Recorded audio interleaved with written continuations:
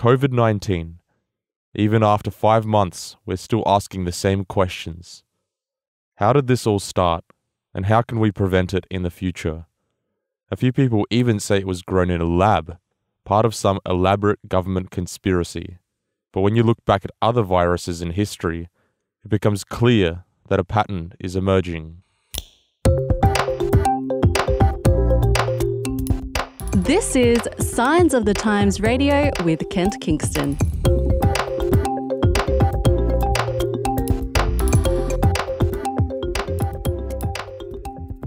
Well, it's great to have you with us here on Science Radio. I'm Daniel Kuberek, and it's great to be back in the studio. And joining me today is the head editor of Signs of the Times magazine, Mr. Kent Kingston. Yes, it's great to be with you, Daniel, and interesting to be on the other side of the mic. And even though we're both in the same office at the moment, you're not actually in the studio with me because we are applying good social distancing practices here. Yeah, or physical distancing, as the more politically correct among us like to say, because we need to keep our social closeness and support one another through this time, even while physically we, for safety need to remain apart. I don't know how you feel about that language, but whatever. I'm down for whatever you're down for. I do like my social circles, though. So, Kent, tell us about what you've been up to lately. I mean, we only really see each other 1 week on, 1 week off now because 1 week we work from home, the other week we're in the office. Probably the whole week that you're working from home is just recovering from the fact that you had to see me, and then by the time that week is over, you see me again. Yes, it's just like re-traumatization every fortnight.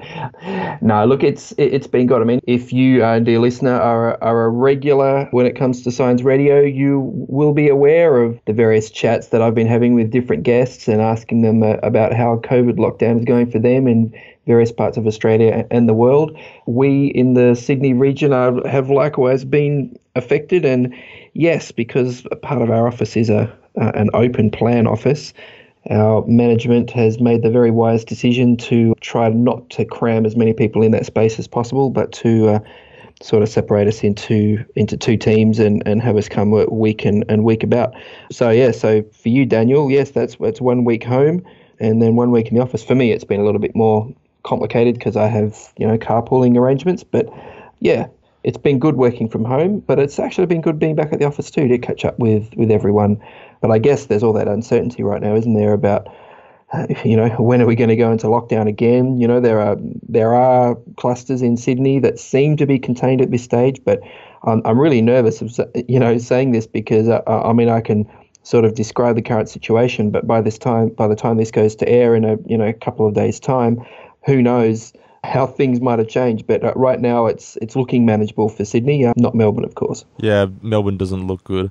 My girlfriend works at a pathology clinic. She does admin stuff, and the pathology clinic actually, they process COVID tests, so it's her job to send out a whole bunch of emails to let patients and clinics know whenever a patient is positive, and she was already adamant a few weeks back that we were going to be hit with a second wave, and they are extremely busy over there. Wow, you got the inside source there. Yeah, she even tells me whenever there's I can't tell you exactly any details, but there is one in the area, and it's like, oh no. Yes, don't go to that suburb, don't go to that shopping centre. Yeah, exactly right. So, Kent, you wrote an article for us in the July edition of Signs of the Times called 7 Deadly Viruses. Mm-hmm. Now, before we jump into what exactly those are, it sort of brings to mind something I saw on Instagram when this whole COVID-19 thing broke out, which was actually a video put up by a vegan group on Instagram claiming that if the whole world was vegan, the COVID-19 virus would have never happened. You know what? I think they're probably right, really. So yeah, that is true. But I guess the question is why. And it's funny. People often use the word unprecedented. When it comes to COVID-19, and that's true to a certain extent. But in another extent, I mean, I think I heard a federal politician today saying, this is a once in a century pandemic, and that in some ways is more is more accurate. We had the Spanish flu epidemic that kicked off in 1918, and that killed millions of people, a lot more than I think we're anticipating COVID will kill. So humanity has been here before, and in fact, as I started to look over the recent history, in particular of different pandemics, I started to notice a pattern when it came to all these viruses, and it started to jump out to me. And I was like, well, wait a minute, what's going on here? There are commonalities when it comes to our so-called unprecedented situation, and what has happened in the past. And when I detected those patterns, I started to realize that it's actually human behavior that is at the basis of a lot of these pandemics. I mean, they get away from us, of course, and then all the human behavior in the world, struggles to contain it. But it is human behavior that seems to kick it off in the first place. So I just thought, hey, this is something worth reflecting on, to step back from, to see the bigger picture. So hence, yes, the article 7 deadly viruses. Yeah, that's an interesting point you point out, because I actually watched a documentary by Vox a few months ago, which was explaining how the COVID-19 virus allegedly broke out anyway. So correct me if I'm getting any details wrong here. It broke out in the Wuhan wet market. So it originally, the source was a bat or a pangolin. Is that correct? Yeah, I think the consensus is moving away from pangolin and towards bat. But yes, so a wet market, so far as I can figure out, and this seems to be a phrase that is being we're now familiar with, is a market where wild animals are sold either live or freshly slaughtered. So I guess the wet is a polite way of saying that there is blood around, there are bodily fluids from these animals, and therefore this is not chicken drumsticks wrapped up in polystyrene and cling wrap. This is a situation where there are a lot of bodily fluids which can carry infection. So if you keep doing being in that environment for day after day, week after week, with that many animals of that many different species all being there, and the blood and and feces and whatever being there, yes, that is a high risk environment, it turns out. So let's just get one thing out of the way. These animals are in these wet markets to be sold for food, right? Yes, partially. Certainly food is a part of it. I guess, some people, get a taste for what we might call, exotic meats, the meats of wild animals rather than your sort of standard, domesticated stock. But on top of that, there's also the issue of traditional medicine. And in the case of, bats or pangolins, or, well, I guess we'll get onto some other viruses, and there'll be some other animals involved there. Yeah.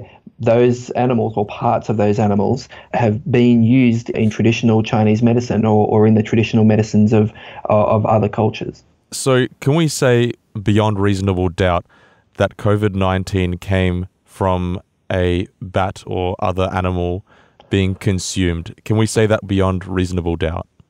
I don't know if it's necessarily consumed, but certainly humans came into contact with those animals. I can't guarantee, no, absolutely not, but I think it seems to be the most likely scenario. That's probably the safe way to say it, that humans came in contact. Sometimes the transmission, and there's a key word here, zoonosis. So let's say bats, for example, because it does seem to come up again and again, the bat. Let's say that the bat is perfectly healthy, but it is a carrier of a virus which doesn't hurt it particularly. But nevertheless, as a person is catching the bat in the wild, transporting the bat, moving the bat from one cage to another, slaughtering the bat, dismembering the bat, or whatever, there are all sorts of opportunities for that bat to bite or scratch the person, or it may be, as you say, it may be in the eating of that bat, I guess, particularly if it isn't cooked thoroughly. That's what I read. A lot of scientists are saying that a number of these viruses that you outlined in your article, that we'll go into in just a moment, a lot of them, scientists can't actually pinpoint which one it was. Like there is a fairly reasonable inference that can be made about the transmission from animal to human, but they can't, there is no patient zero that can be interviewed, or like you actually don't know how the event occurred in its genesis. Yeah, well, that's right. And this, of course, has spawned, conspiracy theories. And, people have looked at the fact that in Wuhan, in China, there is a lab there, investigating viruses and zoonotic viruses in particular. And there have been inferences drawn that maybe it came out of a lab and maybe it wasn't completely accidental. But look, honestly, I think we've got enough real problems without starting to throw conspiracy theories, on top of it. I think we'll see as we go through, looking at a number of other viruses, that bats are the culprit in a lot of different cases. And I don't think there are extremely good reasons to suggest that it's different in this circumstance. So speaking of the bat, there wasn't just COVID-19. This is not the first time a virus has originated from a bat. You also mentioned that there was MERS, which is another coronavirus strain, and also SARS. Now, I think I hadn't really heard of MERS until recently, but I definitely had heard of SARS because when I was growing up in around 2002, 2003, that was the sort of big panic at the time. So can you tell us a little bit about those two viruses? Yeah, well, look, you've probably heard on the news people talking about, the novel coronavirus. And the inference of that is that this COVID-19 that we're facing right now, or SARS-CoV-2, as it's also called, is a new coronavirus, which means there are other coronaviruses that are already out there. And yes, SARS and MERS are two of those. They're also coronavirus strains. So this is not an unknown entity to us. In both cases, it seems that it was bats that were the original source. SARS, which you remember, is believed to have come from a horseshoe bat. And MERS, even though it passed into the human population, in the Middle East through contact with camels, it's believed that the camels probably got it from bats in the first place. So, yeah, there's an interesting sort of transmission sort of chain there where often other animals are involved in the transmission. So, yeah, MERS, bat, camel, human. In the case of SARS, bat, and then an animal called a civet, which is looks a bit like a cat, but is actually probably more related to a mongoose, type animal. So yeah, bat, civet, and then human there. So yeah, unfortunately there's a very cruel trade in those civet cats for their glands. They have a particular, I think, musk gland or something along those lines that again is used for traditional medicine. So they're kept in cages, they're treated quite badly, and then either slaughtered or the glands are squeezed or milked or whatever. It can be quite nasty and quite cruel. And it seems that in those encounters between humans and civets, again, in a wet market in China, that is how that SARS broke out, and that infected a heck of a lot of people around the world. But thankfully, the fatalities were down. There was a death toll of 774, which is pretty awful number. That's when you consider that to a mass shooting or a passenger plane going down or something. That is still an incredible number. But compared to something like COVID-19 or some of the other pandemics we've seen, it's certainly not the worst. But yes, another coronavirus strain there. So yeah, those are the first three of our 7 deadly viruses. The one we faced right now, COVID-19, then 2 other coronaviruses, MERS and SARS. Can I just jump to Ebola because it's also related?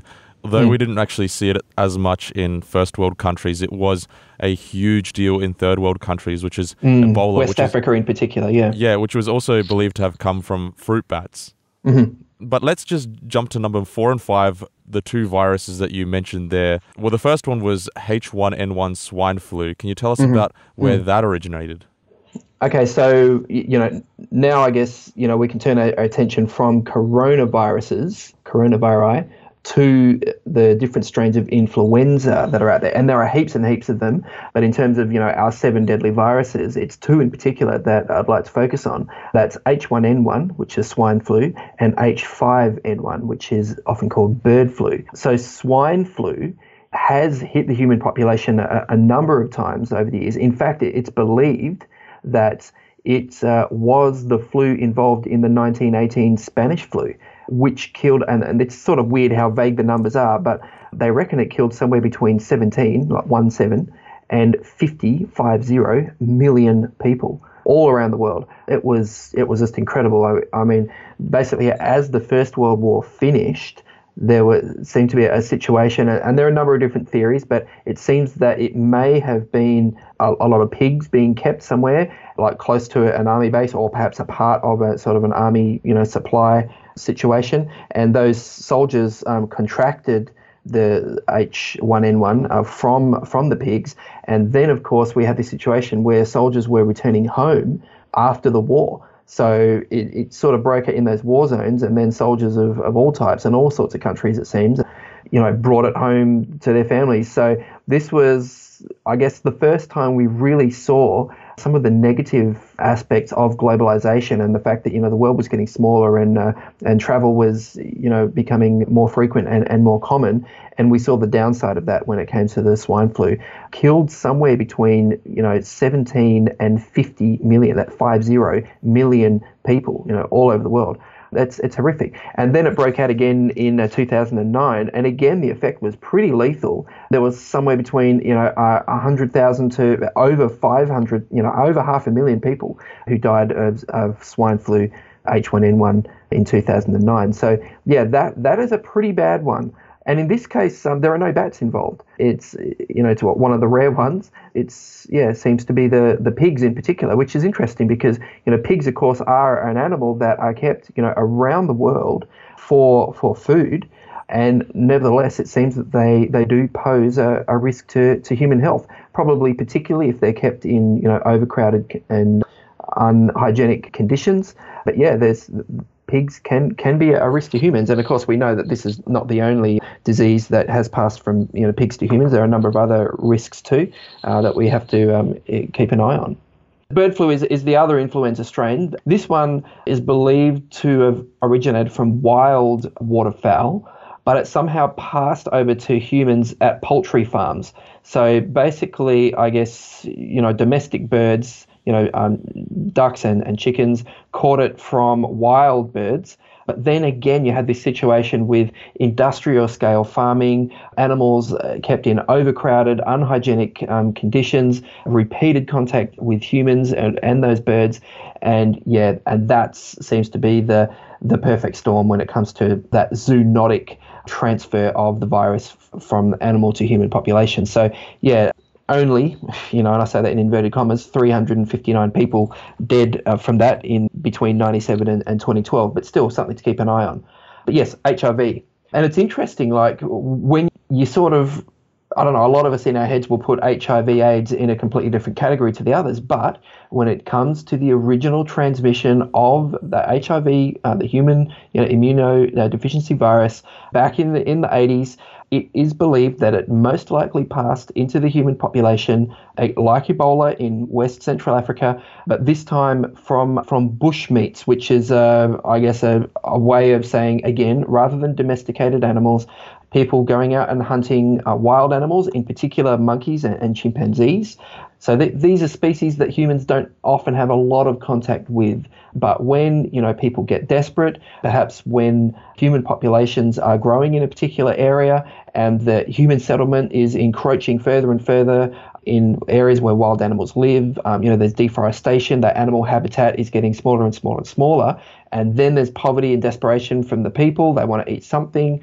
So, these situations occur where people are more likely to come in contact with these wild animals and more likely to, want to kill and eat them, and poaching and all that sort of stuff. And it's believed that this is how HIV/AIDS passed into the human population. Of course, from that point, it was human behavior that spread the virus between humans in terms of, sexual transmission and in terms of, blood transmission through, blood transfusions and things like that. But largely, particularly in Africa, through unprotected casual sex, particularly through men, truck drivers, traveling throughout Africa, visiting prostitutes and then taking that virus back to their wives. So, 32 million people dead between 1981 and 2018. So that's just an incredible death toll. I think malaria has probably killed more people, over that time, but still it's just been a horrific death toll and a horrific effect on the human population, particularly the most disadvantaged.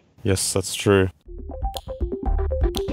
Thousands of subscribers enjoy receiving Signs of the Times magazine in their letterbox each month. But that's not the only way Signs magazine is distributed. Around Australia and New Zealand, various not-for-profit groups are making signs available to their communities absolutely free. We're talking local food pantry charities, campgrounds, op shops, and other places where communities are connecting. If you believe in Signs of the Times and the messages of Bible truth, good health, and the hope for the future it contains, why not partner with us? A regular donation of just $20 a month translates to more than 130 magazines per year in the hands of new readers. You can either give more or you can give less. It's up to you.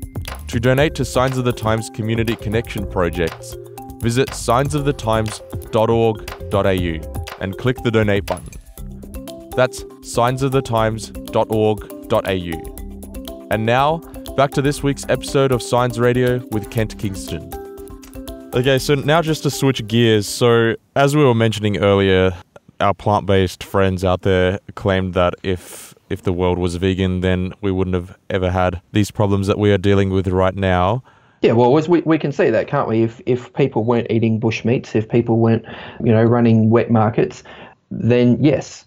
And I guess you'd have to throw if veganism includes, no leather, no honey, that sort of strict veganism, then you would also exclude using animals or parts of animals in traditional medicine. So yes, if we were all strict vegans, then this contact that people have had with these animals, wouldn't have occurred. We wouldn't be facing these zoonotic viruses. Absolutely. The question is that realistic? So, Kent, you and I both believe in a book, the Bible, that has a particular chapter or a passage that definitely talks about foods that we should/shouldn't or could or couldn't sort of eat for our own personal benefit.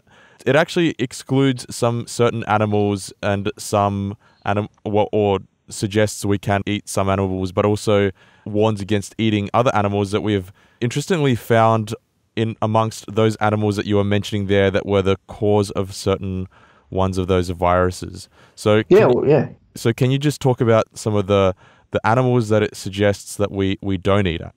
Yeah, so look, if we look in the Old Testament, in the book of Leviticus, chapter 11 in particular, we have a situation here where, the Hebrews were in slavery under the Egyptians for 400 years. The Hebrews then escaped their slavery. And as they journeyed and wandered around the Sinai desert between Egypt and Palestine, Israel, Palestine today, this was an opportunity for them to be formed as a nation and for them to basically form their laws and their principles and their culture, and to, I guess, lose that slave mind that they'd had and to begin to live as a free people. So, as you read through these stories of the Exodus and of this wandering in the wilderness, you see God there giving the 10 Commandments and also giving a whole lot of other instructions about how people should live and how they should treat one another. I mean, we know that right in the very beginning of the Bible, right at creation, what is given for food is plant food only. But then further along in the book of Genesis, after the flood, Noah is told, okay, you can eat animals now, but there are limitations. When we get to Leviticus, it gets a lot more specific about what animals are considered clean, as in, okay to eat, okay to have contact with, and unclean. So Leviticus 11 is this chapter, and this is what it says. So this is just in verse 2. Of all the animals that live on land, these are the ones you may eat. You may eat any animal that has a divided hoof and that chews the cud. So then you start thinking, okay, how do I apply this principle? And the verses go on, and it says, okay, well, look, the camel, doesn't have a divided hoof, so it's unclean for you. The rabbit doesn't have a divided hoof, it has a paw, it's unclean for you. And the pig, though it does have a divided hoof, like a goat or a sheep or a cow, which are all clean, but the pig has a similar hoof to those animals, but it does not chew the cud. So a pig is unclean. It says you must not eat their meat or touch their carcasses, they are unclean for you. That's in Leviticus 11, verse 8. And then it starts off with the land animals, then it talks about the water animals, and it says anything living in the water that does not have fins or scales is to be regarded as unclean by you. So basically, scaly fish, good. any other fish, like whether it's fish with skin, I get like a leather jacket, or like a shark, for example, is considered unclean, as well as anything like a prawn or an oyster or any of that sort of seafood. Then it goes into flying things. So it talks about different, and it lists different animals that are considered clean and unclean. And amongst the unclean of those flying animals, a bat is specifically mentioned. And look, there are even insects. It even goes into insects, because there are some insects that, according to Leviticus, are clean to eat, are okay to eat. So Leviticus 11:22, of these you may eat any kind of locust, katydid, cricket, or grasshopper. And it's interesting that people do still eat crickets and grasshoppers and locusts and that sort of thing today. In fact, they're quite nutritious, but other flying insects, unclean. So yeah, it's interesting to read those descriptions and to think about what the principles are that are involved there, because what is often the case as you look through, you realize, hey, wait a minute, the animals that are carnivores, the animals that are, I guess, that are scavengers, the animals that are filter feeders, all these animals are considered unclean. And we know now from environmental science that these are the sort of animals in which environmental toxins are most likely to build up. Whereas animals that are purely herbivorous, so animals that just eat grass and like grazing animals, or fish that eat plants or eat just smaller animals, they will tend to have less environmental toxins built up in their body. But the higher you get up the food chain, towards carnivores, the larger carnivores in particular, and then towards those scavengers, that eat dead things, that eat things that are decaying, it's at that place in our food web where you're most likely to find those environmental toxins concentrated and more dangerous. And we see this in things like mercury in fish and things like that. It tends to be the larger fish that are the bigger risk. So it's interesting to find that these principles, while they're not, this whole environmental toxin thing isn't suggested in Leviticus 11, as you look at it carefully and analyze the principles, these sort of patterns start to emerge. We're almost out of time here. So just in summary, is there anything we can practically do, or is there one final point that we can take away from sort of Leviticus 11, though, most of us aren't going around eating bats or pangolins? Is there anything that we can take away from this and sort of apply? Well, look, I think there's some basic health practices there that we should be taking into account, some basic health advice when we think about what we eat and what we don't eat and what the risks are. There is some valuable health advice there. But I guess further than that, this just amazes me to think that, this is thousands and thousands of years ago, before germ theory, before microscopes, before anyone knew there was such a thing as a virus or bacteria. We have these principles. And for me, this is evidence that there's something going on with the Bible that is more than human wisdom. There is a divine influence. There's value there. And even though these things may seem like ancient and not, well, I think we've seen today that they are immediately relevant to the situation we find ourselves in today. But that's what you have to do sometimes. You have to look at these ancient texts and you have to recognize the connections with where we are today and recognize how relevant they are. And that certainly is the mission of Signs of the Times, Daniel, to point out to people, hey, listen, these ancient words have wisdom for us today, and they're more than just human words. There is something else going on here. There is something worth exploring here, and there are principles here that are worth looking at when it comes to deciding how to live our lives. Absolutely. Hey, thanks for joining us, Kent, on this week's Signs of the Times Radio. My absolute pleasure, Daniel, and I look forward to being back next week. Today's episode was based on an article appearing in this month's Signs of the Times magazine. A subscription is just $26 for 11 issues a year. To find out more, visit signsofthetimes.org.au. Signs of the Times has been published in Australia since 1886 and is proudly produced by Adventist Media. This is an Adventist Media podcast.